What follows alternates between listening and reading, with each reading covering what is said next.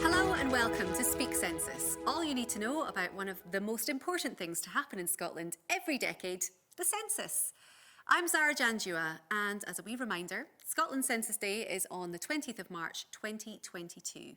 It's a survey of the whole Scottish population where we count how many people live in Scotland and collect information about every household. This helps the government, charities and businesses make decisions about Scotland's future. Let's look at the bonny banks of Loch Lomond as an example. You take the high road and I'll take the low road. Loch Lomond in Trossachs National Park is home to Munros, that's a really big hill, majestic wildlife and the largest loch by surface area in the UK, Loch Lomond itself. Some of you may have even been there before. In 2002, the Scottish Parliament made it a protected conservation area to make sure that the park is looked after now and in the future so we can all enjoy it. We spoke to Ali Kush to find out more.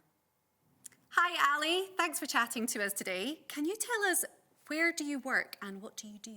Hi, I am Ali Kush and I'm the Education and Inclusion Advisor at Loch Lomond and the Trossachs National Park Authority. My job is to ensure everybody can come out and enjoy and learn about the National Park. And how does the census data help the park? You know, the census data is really useful to the National Park for many different reasons. And, you know, thinking about the detail that the census gives us, if we think about the people living in the National Park, it tells us an awful lot of information about their lives. You know, for example, how many young people go to the local schools, what kind of resources do people need, do people have any disabilities, you know, what age are they? So it helps the National Park really target resources as we think about the communities. So there's about 15,000 people living in the National Park in the towns and villages. So it's not a remote museum landscape, it's a living, working landscape.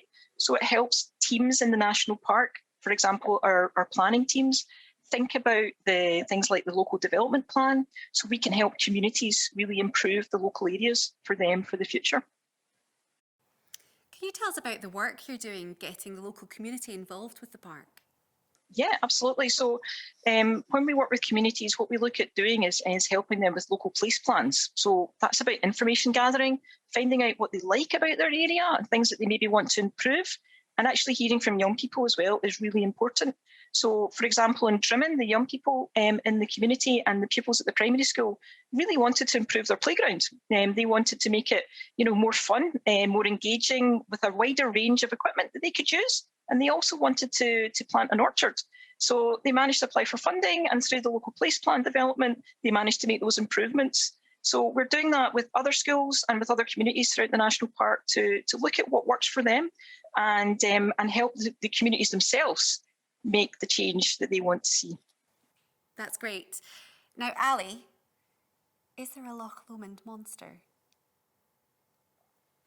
You know, there's a lot of tales told, isn't there, about monsters in the Great Scottish Lochs. And I've worked, as I said, in the National Park for a long time. And I used to actually work on Loch Lomond as a ranger.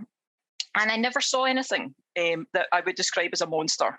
But there is actually a famous pike's head in Kelvingrove Museum. And this pike was caught in the River Endrick by the banks of Loch Lomond many years ago. And it's a pike head that's stuffed, and they reckon, looking at the size of the head, that it must have weighed about 40 kilograms. So I think that would class as a monster. If that was on the end of your rods and you were reeling that in, that would definitely be quite scary. Their teeth are very sharp. So that's maybe the closest it would come to a monster. Ali, thank you so much. So we know it's a special place, and census data can help it become even better. Loch Lomond is just one example of why the census is so important. Census information helps keep Scotland an amazing place to live, whether you're a human being or a wee bit scarier. Join us next time to learn more about how census data can help make Scotland better.